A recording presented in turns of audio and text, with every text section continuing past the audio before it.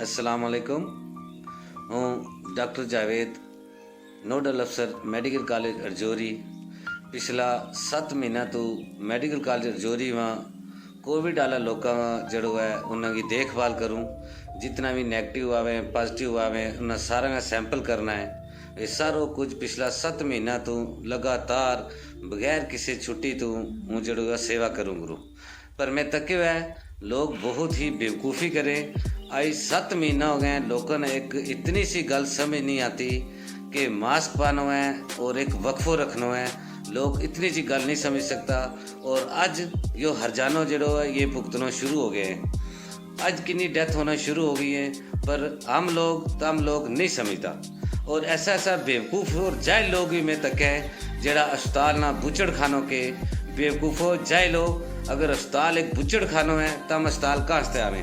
मारो स्टाफ दिन रात जरा पॉजिटिव पेशेंट है जरा इस टाइम मौत और जिंदगी के बीच खेडे करे उन्होंने को हम दिन रात जड़ो है ध्यान रखा करा उन्होंने ना रहना पाया। मैं पिछले 3 दिन में ऐसी सच्चाई तकी है कि लोगों ने अपनी माँ ना अपना बाप ना अपना भाइयों ना हाथ लाना छोड़ छोड़े हुए जिस टाइम में सुने कि पॉजिटिव आ गया है। और हम लोग जड़ा है उनकी मदद करा जिसकी कोई मदद नहीं करते।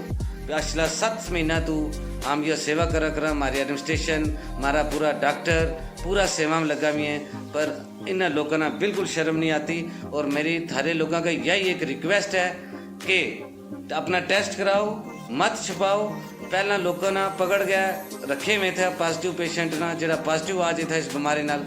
हूँ जो पॉजिटिव पेशेंट आवे जिस तरह यह बीमारी लग जाए वो अपनी मर्जी नाल घर रह सके। पर मेरी एक यही रिक्वेस्ट है एक थारा का यह अर्ज है कि जिसके कार 60 साल तो ऊपर कोई शुगर वाला मरीज है वो कार मत रहते हुए वो अपना अस्पताल में ले आवे और अपनी जड़ी है साह चेक करावे। एक पॉइंट है 80 पॉइंट तो अगर काट जाए एक जरा बीमार पेशेंट है उसने ऑक्सीजन की जरूरत है पर मारा लोग उसको उस टाइम हमारे को पूछे जिस टाइम वो हमारा हाथ चू निकल गया हुआ है। आज तम तक करे कितनी डेथ शुरू हो गई हैं कितना लोग मरण शुरू हो गए पर हमने लोगों ने समझा गया तब लोगों ने ज़रा शर्म नहीं आती। और आने वाला दिन तम इसको जानो भुगतेगा और पक्का भुगतेगा।